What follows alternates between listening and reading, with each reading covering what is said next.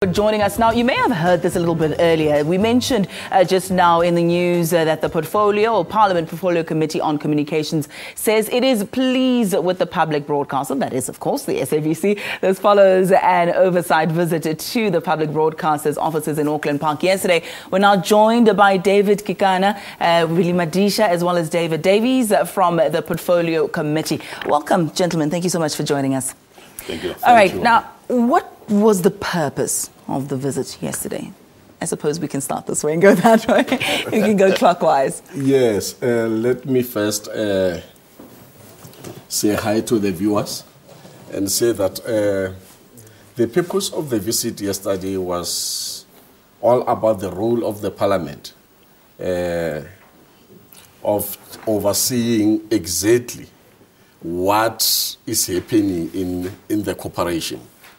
And I must tell you in front that we were pleased to see different things in the SABC. But mostly important is that we should even see physically of what is SABC, not only taking it from the documents. Is exactly why we were here yesterday and we took a tour, check everything, and we are happy with what we have seen. Thank you very much. It is quite a dynamic company. I'm sure you saw the various facets of it all. I mean, I personally have been here for just over a year and I still meet new people every day. It's quite sizable. What were your expectations and were they met? Well, you know, I was actually pleasantly surprised by the interactions we had with the senior management and the board. Even Cloudy was very friendly, which was very new to me, and I enjoyed that. And obviously it's in the interest of the SABC to paint a very rosy picture of what is happening. And we were treated with a lot of warmth and a lot of hospitality. It remains to be seen whether the SABC is on track. The key thing is to look at the documents, especially the finances, and we did have some very robust discussions around the finances and whether or not the SABC is on the right track in that regard. I like that you touched on Mr. Motsoeneng because it has been a little bit of controversy, and you say you were pleasantly surprised by how warm and receiving he was. Has he done an adequate enough job, in your opinion, to put us where we need to be as a public broadcaster? Perhaps let me start from the end, because you are raising the question about Mr. Motsoeneng. He indicated, or the entire management indicated, that more than 800 workers were to be retrenched, basically because of the finances, etc., etc., and that they had gone out to raise about 2 billion rand to make sure that the workers are protected. And I'm quite happy that he has been able to work and ensure that that actually happens. But then back to the point that you raised. What did we look at, and what do we believe has been achieved? We looked at the issues of, for example, governance, the issue of channel content, the validity thereof. We looked at the jobs. For example, I want to emphasize that is extremely important.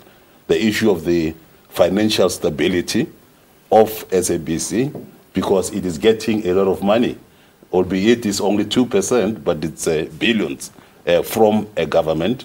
We need to look at that. And then to say to SABC, what is it that you will want to see us as a parliament doing insofar as the legislatures concerning you are concerned.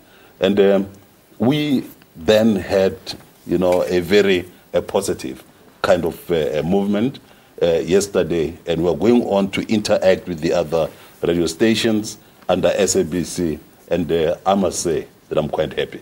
Thank you so much. I like what you touched on. Money, money, money. Oh, yes. We'll come back to that in just a moment. Also Exactly. something that we can't speak lightly of. We have to delve a little bit deeper in that. But let's speak about DTT, Digital Terrestrial Television. What did the SABC management have to say? I know that you met with them behind closed doors and discussed a little bit about the preparedness of the public broadcaster for DTT migration. What was the outcome of that meeting? No, it's like the board and the executive management briefed us that since the COO, Mr. Claudio Motsoeneng, has been leading their fundraising. They requested him to do the same for them to be financially viable. So they told us that they are ready to migrate, and because of they've been working on it, and they're sitting that they will move. In your opinion, are we ready?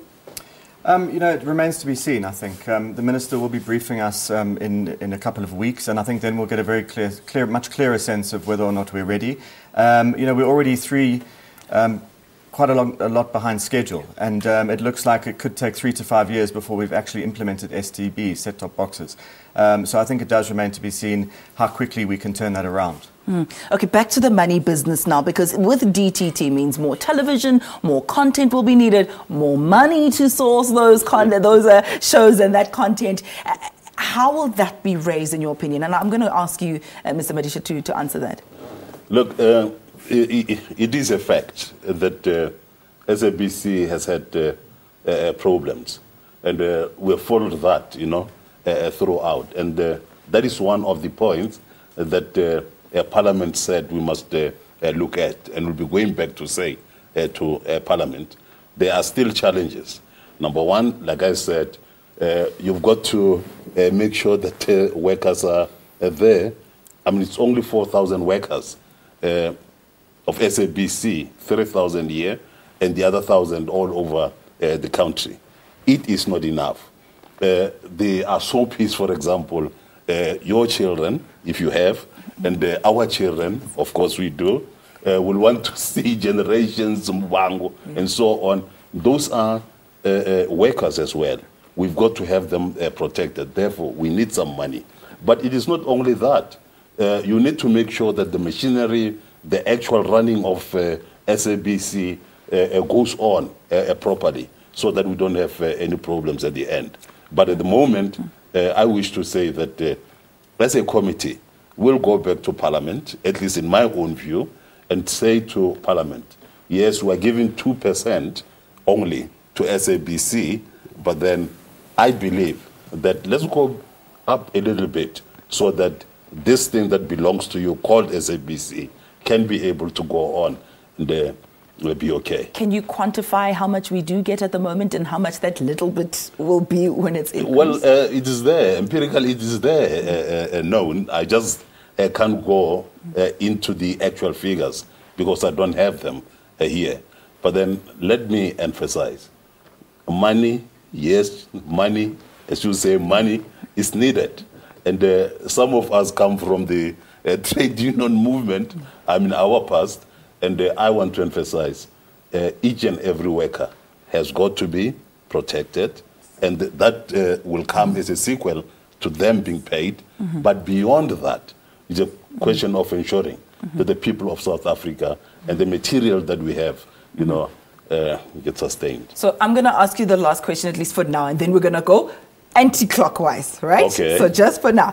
Okay. You speak about the background of labor, you speak about important increasing staff. Does that also touch on the bonuses? I believe this was a little bit of a bone of contention for you. For staffers, the increases that they have received from a very generous power or management that we...